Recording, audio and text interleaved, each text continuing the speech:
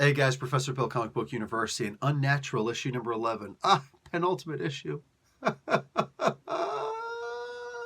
This was very long and exasperating, and it was literally like at gunpoint, one person telling somebody else a story that they already knew, but we didn't know. And it was really weird, but I still liked it. We're going to get into that a little bit more after I tell you who made this book. And we got writer, artist, and colorist Mirka Andolfo.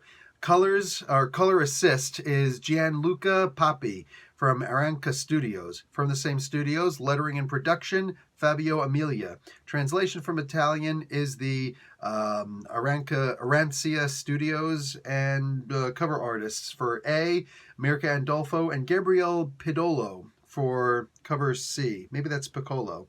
I don't know. That's the freaking thing they do. Anyway, yeah, this is an Image Comics imprint, and this is, as usual, a gorgeous comic book. Loving this freaking comic book, man. So, basically, the whole gist of this thing is that what the heck is the name of this girl? Carol, the pig who's missing an eye and she's burnt on that side of her face. You get to see how all of that happened. And this was all done by, for crying out loud, Leslie's mom.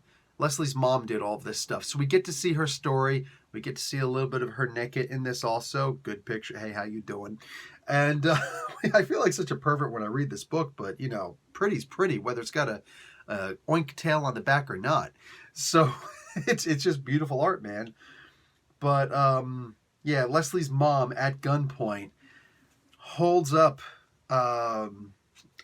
what's her name, Carol, and tells her story through this entire time. Mind you, it's really weird because we already know that Carol lived through that story. She says, you lived through half of the story. No, she lived through every single bit of the story that you said, except for the trailing off part at the very end.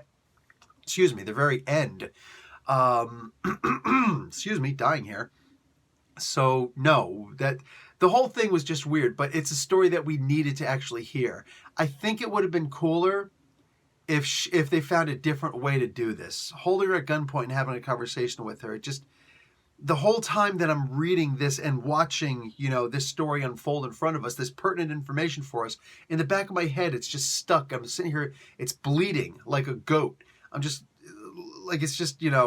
She's being held at gunpoint and she's telling her a freaking story.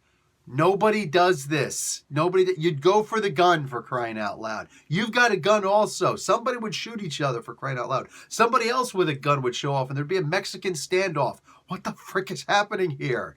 It was unbelievable. It was hard to believe. But the story was necessary. It was crucial for us to move on from the story. Now, how this issue ended, very, very favorable. I'm looking forward to see how this gets resolved. Because mind you, there wasn't a whole lot of Leslie in here, except for her dealing with the albino. The albino kept on, in her mind, biting her, and she's pulling it off. And I was really hoping to see her bite the albino back. I know it seems weird because she's a pig, and you'd like to think that pig bites don't hurt. I'm positive they hurt. But would have hurt a wolf, a huge wolf like freaking the albino. I don't know. But I would imagine that since it's all in the dreamscape, so to speak, that, it would. And I think it would have been cooler because she does say at one point, I'll do more than resist you. And that's practically the last that we see her in the book.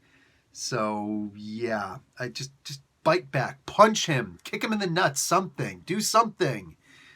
Oh well, it just does a little black circle there. I guess that means that she takes over, which is a good thing.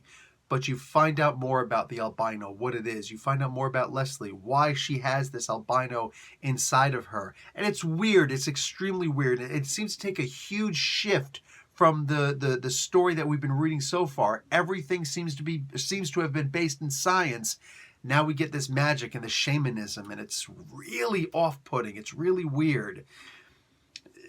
Mirka Andolfo has done a great job so far, though. So you know what? I trust that she's going to continue doing a great job, and she's going to, swing and hit this puppy home in a major way. You got 3 people on base, 1 person up at bat. no strikes, no fouls. We're good. You know, if you don't mind the baseball. Does anybody watch baseball anymore? Anyway, I'm old.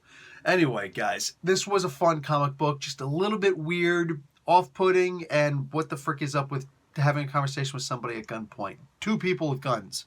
Anyway, yeah, you got to get it anyway because we got to know how this thing ends. We've been here too long to not see how this damn thing ends. All right, I'm done. Professor Bill, Comic Book University. Class dismissed.